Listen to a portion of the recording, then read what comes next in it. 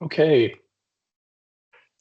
Hello, everyone. Thank you for joining us here today for our latest edition of Partner Office Hours.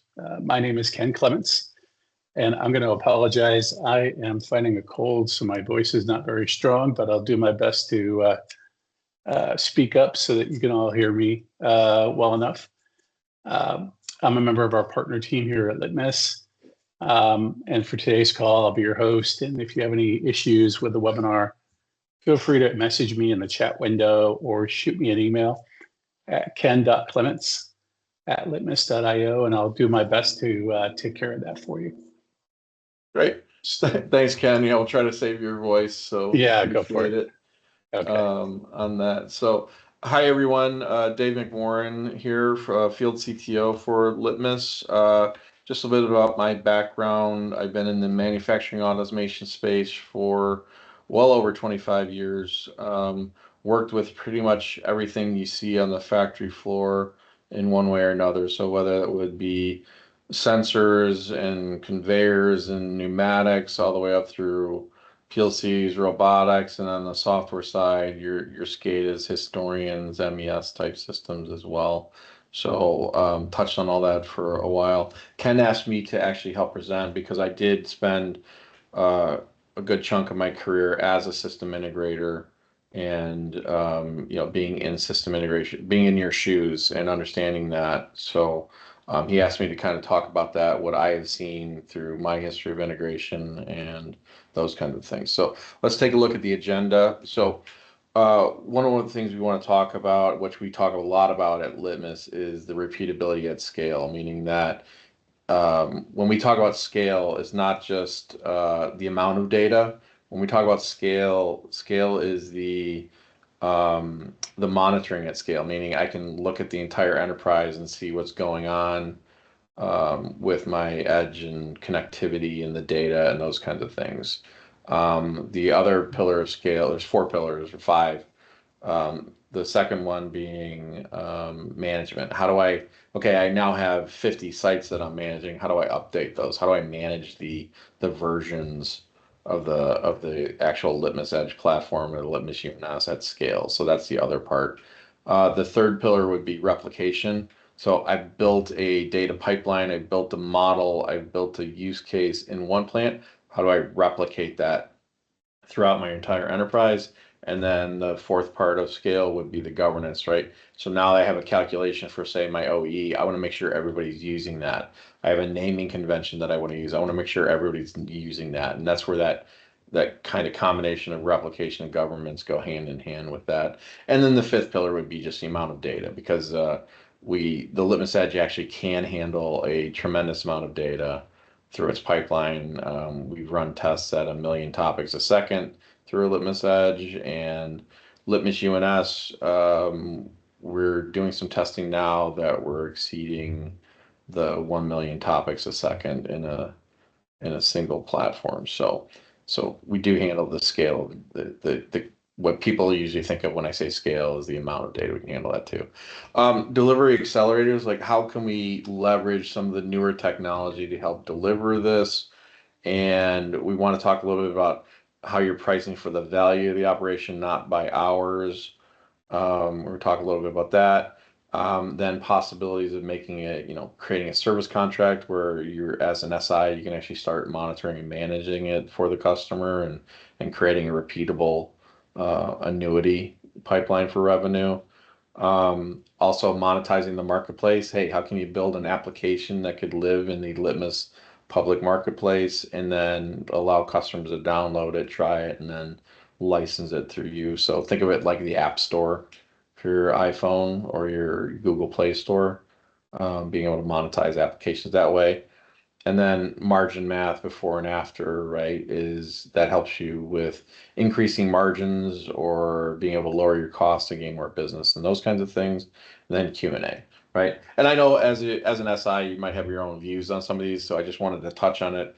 Being an SI at one point in my career can touch and speak to a few of these things. So, happy to answer any questions or be challenged or what have you, because it's not what I'm doing anymore for a living. So. Okay, so let's just get into it now. So, why margins get squeezed, right? You end up getting in those situations as an SI where you have to start customizing code, and it's very difficult to um, estimate what a custom code's going to cost, and um, be effective with that. Or if or you're going in with so many hours to make sure you're covered, you price yourself out of it. So it's trying to find that balance in between where you can do these one-offs, but how can you actually make that repeatable? So maybe it costs you up front to build it, and I'm sure you guys are doing this now, but you build something up front, that how do you then leverage that and repeat it? More at other customers, right? Or at other plants. And so how do you maybe increase that kind of margin? Scope creep, there's always changes being made, and those changes can then be difficult to then replicate. So if you had one plant and made a change, that's one thing. But if you had to then replicate that through 50 plants, that gets difficult, and you sometimes price yourself out. And then on-site churn and long timelines. So just basically, um, if you don't have a modern tool set, it can sometimes be difficult to implement those changes, and going site to site and making those changes, which then also can price you out, or lower your margin because you're doing it as a fixed bid type of project. So those are some of the reasons that we see why margins can get squeezed. Um, so if you start actually being repeatable, offers at scale. So if you're going in and you're talking to customers that have multiple plants, that's where having that replicable type of scalable pipeline, again, scalable being all the things I talked about, will help you actually increase that margin, because now you can just replicate what you've done and do that at scale, and have a tool set that allows you to do that. And when I talk about tool set, I'm talking about Litmus Edge Manager, I'm talking about API calls, I'm talking about like the Python SDK that we offer, maybe even the MCP server to help you out, but basically being able to take that modern tool set and implement things like a CI/CD pipeline and repeatable type of platforms that will then help your margins out. Um, this is where you can start templatizing versus tailor. I'm sure you guys are probably already doing some screens that you have some defaults for SCADA, or some maybe data modeling that gets you maybe 80% there or 90% there, that you just then tweak it a little bit for each customer. But then how do you deploy that as well? But that repeatability allows you to, again, either increase your margin for the same price, or allows you to be more competitive as a pricing to get more business that way. And then giving a tool set that allows you to do that quickly helps shorten that sales cycle time, and helps the customer realize that value to get to the next project. That's the way I look at it. It's like as soon as you finish that first project, you can get to that next project that's out there. It just gives you a platform to deliver consistently. Okay. Delivery accelerators. So this is where some of the tooling that we've had with the modern system with Litmus Edge. So you basically, we've got the built-in drivers. You're not worrying about having to go purchase them a la carte or download them. They're already in. You install it. You have access to the drivers right away. Okay. We're standardizing the tags within the Litmus Edge right away. So, but really, if you think about the pipeline, the data is coming in from the PLCs. You're building those data models that you have for your asset model, building the data models for your use cases, and getting those, published to this next system that needs it, whether it's an MES or SCADA, and exposing that data, or getting it to something like Databricks or an AI type of engine as well. But basically building that pipeline that, because Litmus Edge has a broker built in, you can actually start building scalable pipelines and transformations of the data to really scale up that solution to not just within a plant, but to multiple plants, because you can replicate that scale, right? And the way I look at it is, if you're building up a scalable pipeline, um, you add a new PLC to it, as long as the tag naming is standardized, everything after that should just flow natively or flow very easily. So you don't have to go and redo those pipelines. So it's really building those scalable pipelines is important, which is typically a little bit different than, your normal SCADA type of work. But just because it's more of a pipeline of data as opposed to building an asset model in your ISA 95. So it's a little bit different, but you get the idea. And then reduce the custom code, right? Like we're trying to do as much with the Litmus Edge that is out of the box, so you don't have to write custom code, right? And make it easy to deploy those, so that really accelerate that delivery. But on the other hand, is also give you the ability that when you do need that custom code, you have that ability, so you can write code in JavaScript, Tango. Because of the container applications, you can write it in Python or any language you pick to reduce that delivery time as well. And one of the things I think in general that I've been wanting to talk about is pricing for value and not hours. So when I started doing SI work back in the late 90s, what system integrators were back then were essentially people that had knowledge that the end user didn't have. And I think that's still true to some extent today, but I can tell you how I've seen it evolve. So back then, what we were doing is we had a skill set around motion control. So this is back when it was Rockwell Slick 500s, and there was no motion controller option for those for those PLCs. So traditional aspect would have been you had a PLC, then you would bought a motion controller from somebody like Parker, CompuMotor, or Delta Tau, or Galil, or all these other motion controllers that were out there. And then what you do is you basically hardwire digital I/O between the two to have the control. So you'd have tell it to start, tell it to stop, kind of like you do with an older VFDs. But this is pre all the field bus protocols and pre Ethernet and all those things on the shop floor. Well, the other part of it was with motion control is you bought a controller from one person, an amplifier from another person, a motor from a third, cables from a fourth, right? So you had and coders from different companies. So there was a skill set needed back in the 90s where putting together a motion control system took a special set of skills and knowledge to understand how that all worked and how to set that up. And it's just something that didn't exist with end users for sure, and we actually would be integrators for system integrators because they didn't have that skill set either. The reason I'm bringing that up is because back in 2000, I would say 2003 or 4, Rockwell released their kinetics platform, and basically our motion business, for the most part, were really dried up. So we had to then pivot off of that. So then we went into vision systems. So we started playing with different vision systems like National Instruments and DVT and Cognex back in those days when there were two different companies. My point being there is like we shifted because that was a new technology we had to learn. Well, that got easier to use as well. So then vision kind of dried up a little bit too. Still not saying that the company's not still doing that kind of thing. It's just more of a my point on this whole thing is tools get easier to use over time, right? So the old model of being the knowledgeable about a technology and having that as that's my value to it.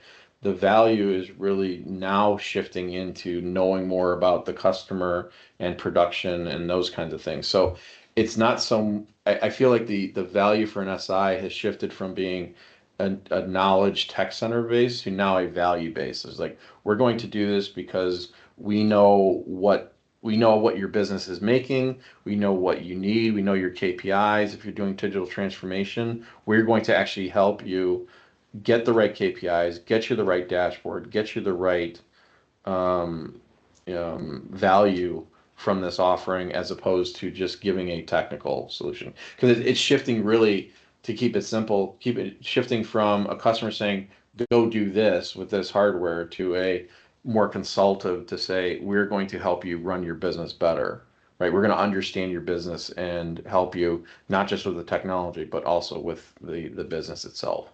So I think that's really where the value, what I've seen, the transformation in system integrators has gone from that technology to more of a value-driven stream, right? It was a long way to get here, but I just want to kind of give you some of my background of what I've seen over the last 30 years.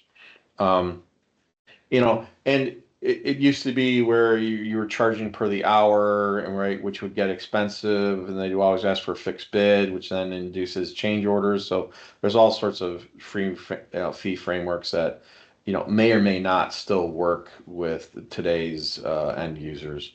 Um, and what we are seeing also with our SI partners is more of that outcome based type of thing. So what's the value and the outcome, not so much of what the hourly rate is or what the budget is or the fixed bid is. So, if I can save a customer $100,000 a year, what is that really worth for value? So you can go charge $50,000 for it, 6-month ROI, and they're making money for longer. You probably charge more than that.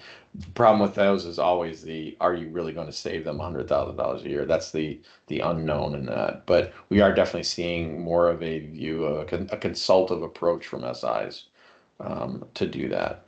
And then using the percentage savings when appropriate. So like I said, if you're saving them 100 grand a year, you can actually start billing on the value that you're providing, not how much time. Because if you're saving a customer $50,000 or $100,000 a year, and it takes you 2 hours to make that happen, they don't care. They don't care if it takes you 2 hours or a million hours. If you can save them that money and charge them and they can get an ROI, it's reasonable. They'll do it. So it's really more about adding, looking at it from a value, not from a cost of what it costs you to do. Not saying to you that isn't important, but just looking at it differently.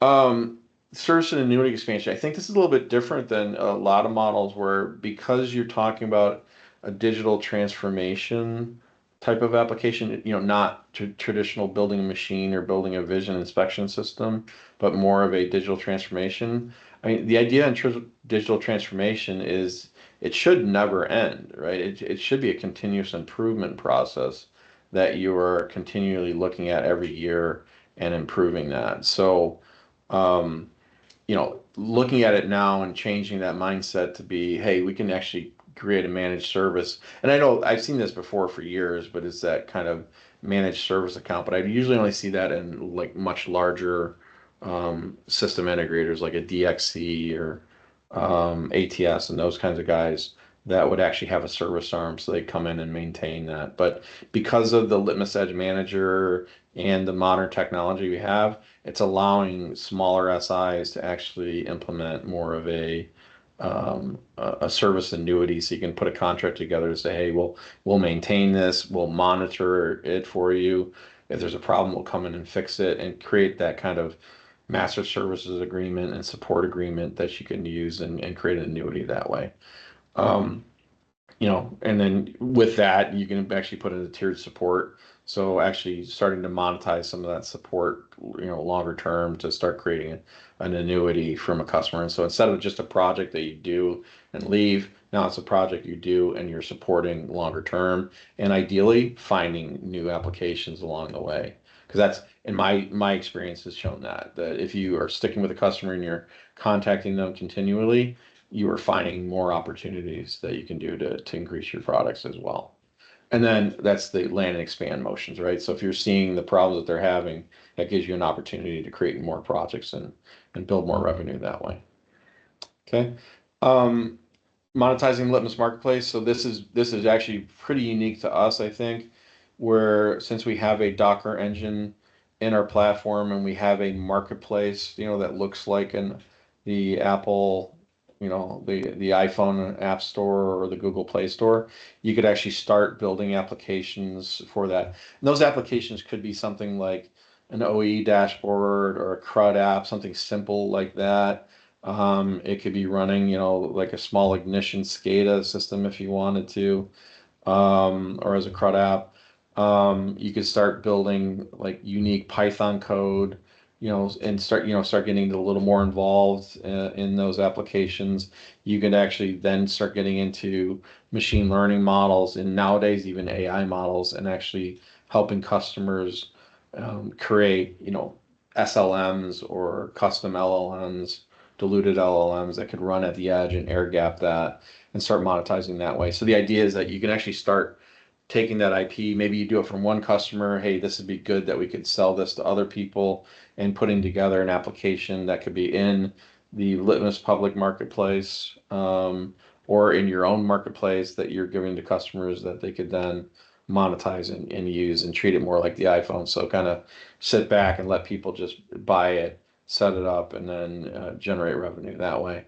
And then there's also the try before you buy kind of scenario where you can give somebody that application that runs for 15 days or runs at 2 hours at a time and resettable, and move you more to productizing some of your solutions for your customers.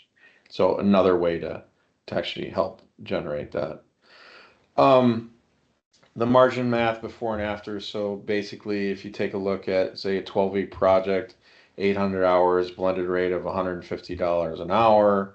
With Litmus, all of a sudden, with the accelerators we have, with the drivers, the data modeling, the integrations, the code, you can actually trim that down to, say, 520 hours. If you look at the value price, at $180,000 of savings, your cost of goods drops from 120 to 78, so you're increasing your margin. So this is we're doing it faster. We bid the project as a value project, and the customer's good with 180. We can actually then lower the margin or lower the cost and increase your margin. So just being able to do things faster, which is why I bring up when I was talking about with the vision systems in motion, as it becomes easier to do, you have to add more, look at more of the value side of what you're doing, not just the technology and the skill set, and shift it that way. So that's just one example of how you can increase the margin. Common objections and responses that we get is like, we can build this in-house. We as a product provider, we see that a lot. And I think that's a trap that some customers fall in, or SIs too, where they look at it and it's like, oh, I can just put a broker in, open source broker, and throw Node-RED in there, and I got some drivers that I found on GitHub and putting all it together. The problem is there's a lot more to it than just gluing some of those pieces together in-house, and then you also have to deal with being a true software company when you do it that way, because now you have to worry about bugs and tickets and updates and security, CVE violations and those kinds of things. So building in-house is more than just gluing some pieces together. There's a lot more to becoming a software company than that, and maintaining updates and those kinds of things. So you got to really look at the total cost of building it in-house and stick building it versus buying a platform.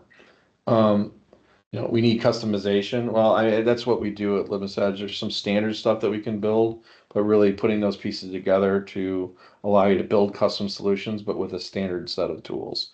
So it's not that, it's also the ability, because of the API calls and the SDK availability, that allows you to really customize the solution for the customer's needs, without having to build your own or spend a lot of time custom coding.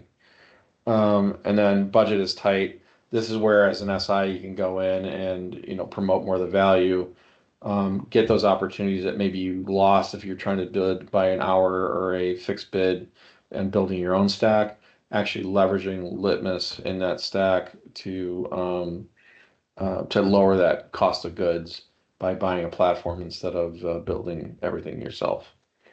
Okay, so that's where we look at trying to, we're responding to those types of questions. So, and then basically I'll open the floor for questions at this point.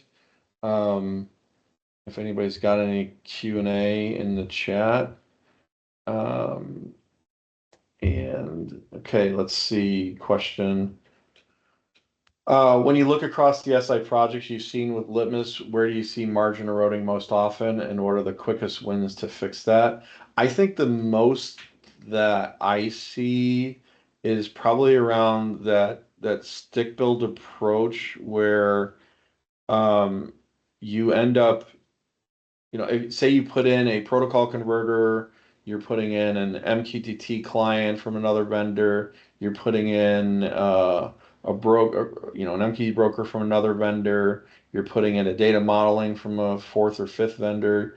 And what ends up happening is while that data pipeline works, it can be fragile, right? It's complex, and that when one piece breaks, now you're having to look all over the place to find out where it broke, and you have to learn 5 different platforms to get that done, and it becomes very difficult to manage and monitor those systems as you go from plant to plant to plant, right? It becomes unmanageable, which so I think a lot of times that's where the SIs fail is when they get to about the fourth plant trying to replicate that. That's where not having a single platform really starts to erode the margin.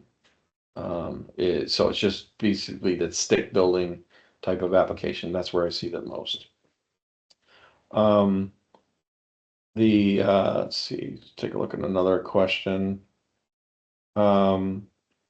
See, how do you recommend SI's balance being flexible for their customers with enforcing standardized ways of working so projects still stay profitable? So I want to let's talk about this in 2 ways, right? The first part is being flexible with standardized. So um,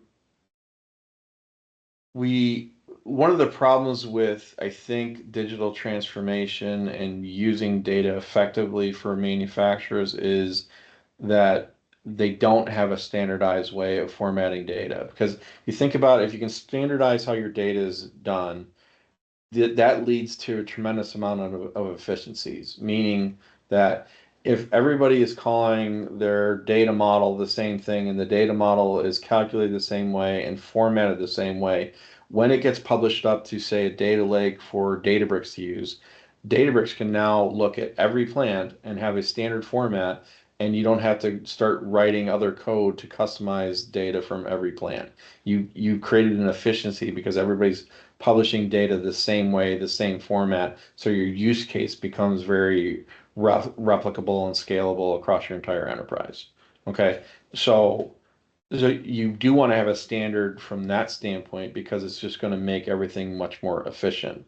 Plus, there's also efficiencies of when an engineer goes from one plant to another plant, it's the same thing, right? And I've seen this, I still see this today where you go into say a chemical plant that has traditional historian, and you go in and either they have issues where the tag names have been looking at the same data with 10 tags, 10 different tag names because nobody knew what to go look for or a way to understand that that tag was already being looked at, or you start seeing the coded tag name. So you'll see, P1, A4, L2, M12, and it's like plant area line machine and a number significant to the where it's located or or a code in there, what the type of the measurement is.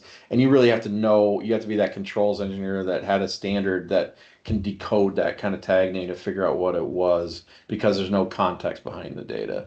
So the idea is just really having that standard to do that, so it just becomes more efficient with how you're storing the data, how you're accessing the data, how you're getting the data, and then how you're using the data. Okay, so standards are important because of that.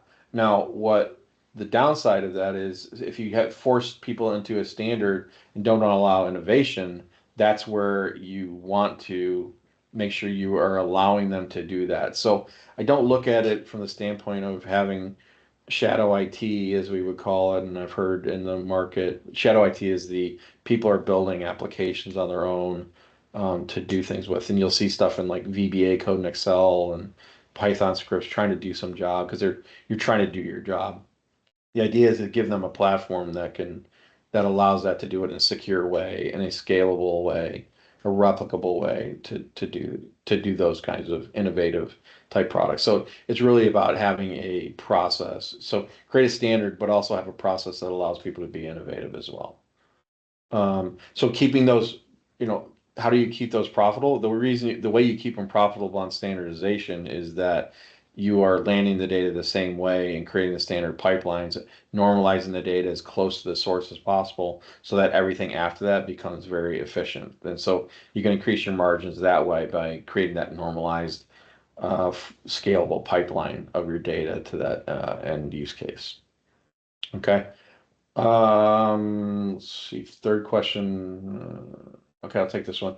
Can you walk through a concrete example of how a Litmus discovery POV rollout when the customer custom every time to repeatable offer with better margin? Let me read that again. Can you walk through a concrete example of how a Litmus discovery when the customer custom every time? Oh, so basically there's the going from a stick built, I'm gonna go get, you know, a drivers from one customer, or vendor, I'm gonna write some custom Python code to convert that into MQTT. I'm gonna get an MQTT broker from a third person. I'm gonna get a data modeling from a fourth person. I'm gonna get integration from, custom code for integration, something like that. Then um, again, you might be using open source code and think your cost is low, but by the time you glue it together and have to maintain that and monitor that and all of those things, that it becomes expensive. But then you have to do that every time versus with Litmus Edge, you basically can install that. You have all your drivers, you have your broker, you have your integrations. You can spend your time back on the value, not on building custom code. So yeah, it might be more expensive up front, compared to open source, but very quickly you're going to see um, that done. And I've seen that before. We've got customers, even years ago, we've seen this where, um, honestly, your favorite customers and my favorite customers, there should be the people that have tried to build their own in-house and they've stick built a solution, right? They've used like a Ming structure, Ming architecture possibly, or, built their own and cobbled together. The good thing about that for a customer is they have gone to management and they've proven the value. That's great for us. Okay, because the management then gets buy-in. The problem is they soon realize that they can't scale it, they can't monitor it, they can't manage it, they can't replicate it. They're going down a journey and they haven't learned that. So they can come to you and Litmus and say, okay, here's what we want to do. We proved the value, we have budget.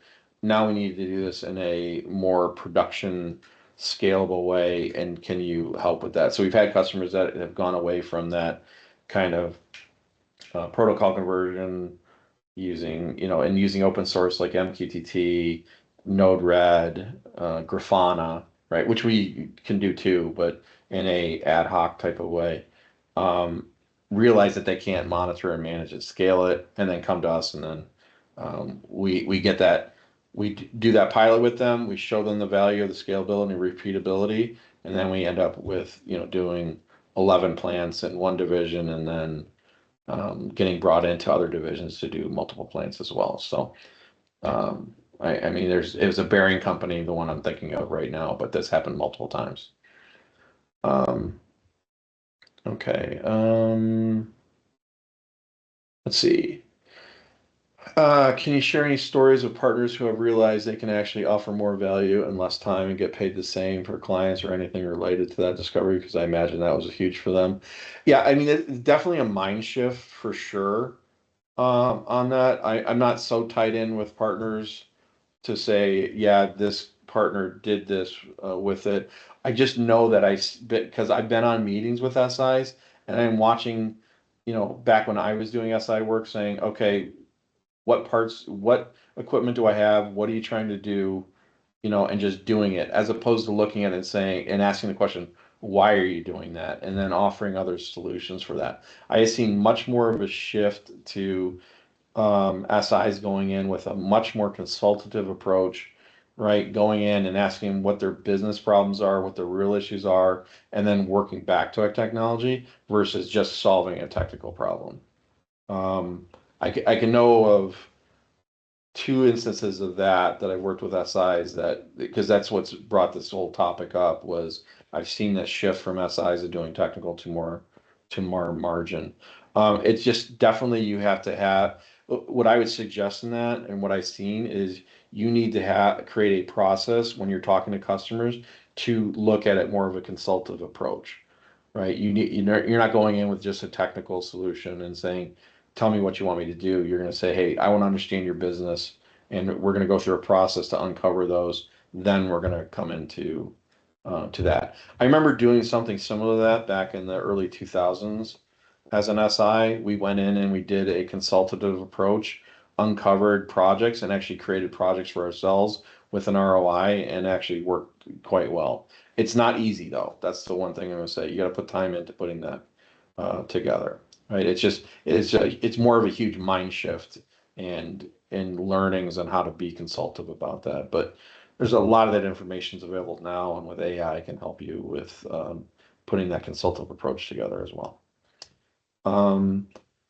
Okay, another question related about the standards topics. Have you ever considered including spark plug outputs or other standards in your analytics flow to allow users to easily connect with edge devices that use these formats? So we have been Sparkplug B compliant for several years. There's a solution accelerator that puts it in there. However, when we built that, not understanding how people were using Sparkplug B, the way that works is it is looking at device hub, specifically wrapping a PLC and all the tags into that into a Sparkplug B format, and then publishing that to an MQD broker. We have added, we can also be a Sparkplug B client, but to the specific one are those outputs. I thought, Hossein or Dylan, maybe you can correct me on this. I thought we had a Sparkplug B integration that we were adding, but I'm not positive of that. Actually, no, we're not. We're not. We're going to do it a different way. What we're doing is we're actually using, we're going to have a new container that's actually going to tie into the digital twins models that will then expose data to Sparkplug B, which is more along the lines of what you're seeing with your Ignition Edge, but with a lot more capabilities from the standpoint of doing more analytics on the data. I will say that I know we run into Sparkplug B all the time. I know that it's very ignition heavy. I would also, if you look at the reasons for Sparkplug B, right, the whole reason for Sparkplug B was not creating a unified namespace, was not doing anything. It was basically the requirement from oil and gas to say, and I've talked to Chevron about this, and I've talked to people on the steering committee about this. The reason they came up with Sparkplug B was to put a new flow meter into a refinery, right? I'd have to go put the meter in. I would have to wire that to a DCS. I'd have to pay for a new DCS point, and I'd have to pay for somebody to wire it in. Then I'd have to go pay my historian guy to add that part to the historian, so we start collecting the data. I'd also have to pay the SCADA person to go add that data to my ISA 95 hierarchy to ingest the data into my SCADA system. So by the time you're done, to add a new flow meter to a new system was costing you $10, $20, $30,000 just to add one meter. So the idea on Sparkplug B was I get a meter that is Sparkplug B. I bypass the DCS. I expose it to the SCADA through MQTT, or expose it to the historian through MQTT. And because Sparkplug B is in a standardized format, I can write scripting on my client side that says when they see a new node, an N birth, a D birth, D data, they know what to do with it. So it's automating that process. Okay, that's the reason for Sparkplug B. Now the flip side of that is there's a couple things you can do. One, we are going to be this is imminent because I need it for a project, but we'll have Sparkplug B connected to digital twins. So that'll answer your question you've got. Okay. The second thing is there are plugins for Ignition. You can take our plugin, add it to Ignition, go directly to Litmus Digital Twins, and if you make a digital twin, it shows up and creates your UDT in Ignition. And what's the benefit of that is now I don't need the Spark. I don't need an MQD broker. I don't need another piece, another server to run. I'm getting the same benefit, right, by just using that plugin and avoiding MQTT. So there's that option for you.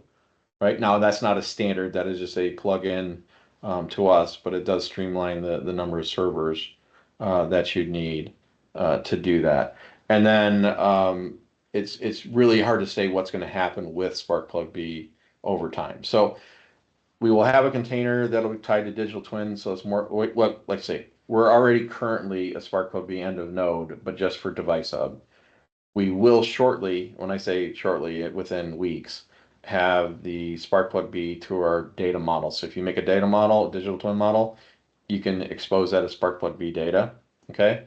We have that plugin that you can use, and then you've also got just there's not a lot of risk of like putting everything into Sparkplug B. You have the other opportunities. And we also be a Sparkplug B client too. So hopefully that answered that question, Marcos. Let's see. For SIs that are used to T&M, time and material, what's a realistic step towards value-based or outcome-based pricing with Litmus projects? I think it's really that consultative approach, but at a very high level is asking the question of like, what is this costing you, right? What is that quality problem that you're asking me to fix this? You're asking me to put a vision system on this because they're having a quality problem and they don't want to get any bad parts out, right? They want to reject all that. Okay, well, how much is that costing them a year, right? And maybe you can look at it as like actually instead of putting the vision, we'll put the vision system on, but let's actually look at it by solving that problem of what's causing that problem and fixing that. Now you gained a second project as well as increase your value. So it's really, I think a first step is really approaching it from a consultative business standpoint of like what problem is the customer trying to solve and what value is on it. And like I said, this has changed, right? I haven't been an SI for a number of years, but this is what I've seen. I've seen it go from a technical discussion, we have a know-how that you don't, and that's what you're paying for, to now more of a value of like, we are going to help you with your business. And I've seen that shift in the last 30 years.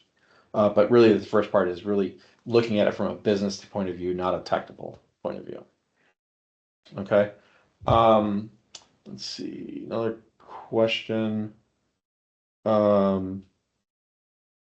If a partner wants to turn a Litmus deployment into a managed service, what should be the starter managed service bundle? I would probably, uh, start with just we're going to monitor the infrastructure. We're going to make sure it's working, right? We're going to make sure it's the data's flowing, and monitor it. And then I'd also include if there's a problem, we'll come in and help fix it for a fee. That's where I would start, just making sure that that is functional. I'd also probably include we'll do updates, but the update will be through a process with the customer to say, hey, don't update just to update, right? Update because there's a reason to update. There's a new driver, there's a new feature, there's a new something that you'd want to add. So that's how I would approach it, is really from a monitoring standpoint, and keep it reasonable, and then you can start growing into and adding management to that. Then you can grow it into um, more of a, we're going to look at your data and find the issues and monitor it, and then actually uncover, start looking at the data to uncover new issues with it. That's how I would approach it. And then another question, what types of dashboards, calculators, or utilities do you think are low-hanging fruit for partners to package as Litmus Marketplace apps? I think dashboards is the easy one, and CRUD apps with the other like data entry type of things, where you can just, the operator is entering some data for like downtime entry or something that you could build and make it web-based and expose it on their phone or a tablet, but also be, through an HMI screen as well, but making it web-based. So I would probably do like, CRUD apps and kind of thing. I think the second way would be using some of those, using Python with some tools like NumPy or NumPy or the Pandas or those that are doing some more of that really deeper analytics on the data that you don't normally get with either Litmus Edge or a SCADA platform by any means. Getting some more of that uh, intense calculation and using some of the tools that are out there would probably be my next step as a starter. I think long term, like what we're going to see in the market is you're going to start seeing people, companies, either new companies popping up, which I'm already seeing, or other companies leveraging their existing knowledge to create diluted LLMs or SLMs or agents to start working with um, the product to solve very specific problems. So it'll be, like it's not going to be this generic LLM copilot or chat GPT to answer questions. It's going to be very focused on like vibration analysis or predictive maintenance or, optimizing your um, your process, your baking process, your mixing process, whatever it is. I think you're going to see um, more of that being monetized here shortly, and I think there's a lot of value in that. So, yeah, I would start small, right? But keep in mind you do need to work on the licensing and that kind of issue. And I don't know if we've actually made official our public marketplace public, but that was the intent, so we'll have to check on that and report back. But the idea is that we would have a marketplace where you could then um, upload your app solutions to the broader marketplace and then expose it to other customers. So that looks like it for the questions, unless there's anything else out there.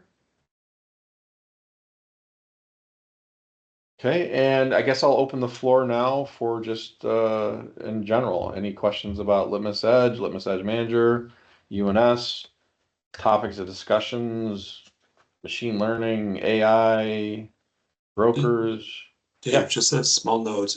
Ken, actually, his internet had some issues, so just gonna add, I'm gonna close off for him. And if there's anybody that wants their microphone unmuted, we can also do that. I do believe you don't have that ability. So if you want to add to the discussion, please let us know and we can do that for you.